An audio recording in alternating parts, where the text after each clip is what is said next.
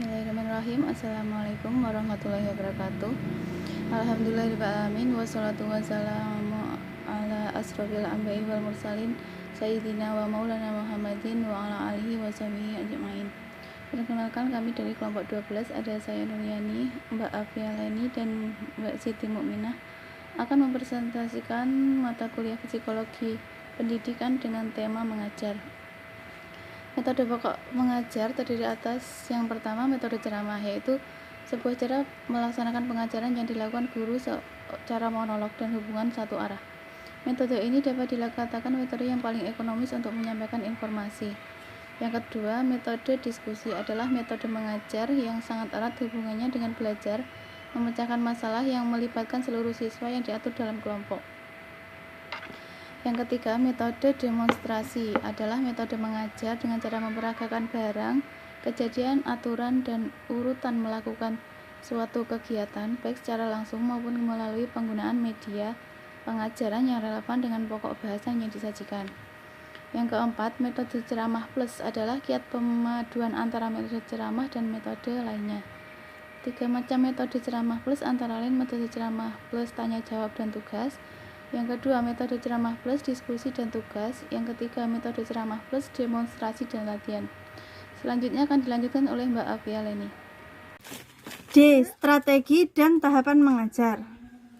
1. Strategi mengajar. Australian MGL 1991 mengartikan strategi sebagai prosedur mental yang berbentuk tatanan langkah yang mengungkapkan upaya ranah cipta untuk mencapai tujuan tertentu. Strategi dapat didefinisikan sebagai sejumlah langkah yang direkayasa demikian rupa untuk mencapai tujuan pengajaran tertentu. 2. Tahap-tahap mengajar. Setiap strategi mengajar harus selalu merupakan rangkaian yang utuh dalam tahap-tahap mengajar. 3 tahap proses mengajar. 1. Tahap parinstruksional, yaitu persiapan sebelum mengajar dimulai. 2. Tahap instruksional, yaitu saat-saat mengajar. 3. Tahap evaluasi dan tindak lanjut, yaitu penilaian atas hasil belajar setelah mengikuti pelajaran dan penindaklanjutannya. Model dan metode mengajar.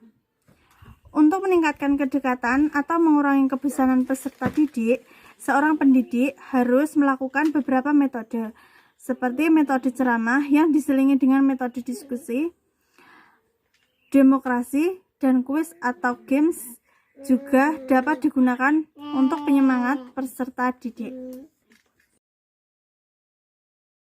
Mengajar merupakan penyampaian pengetahuan dan kebudayaan kepada siswa.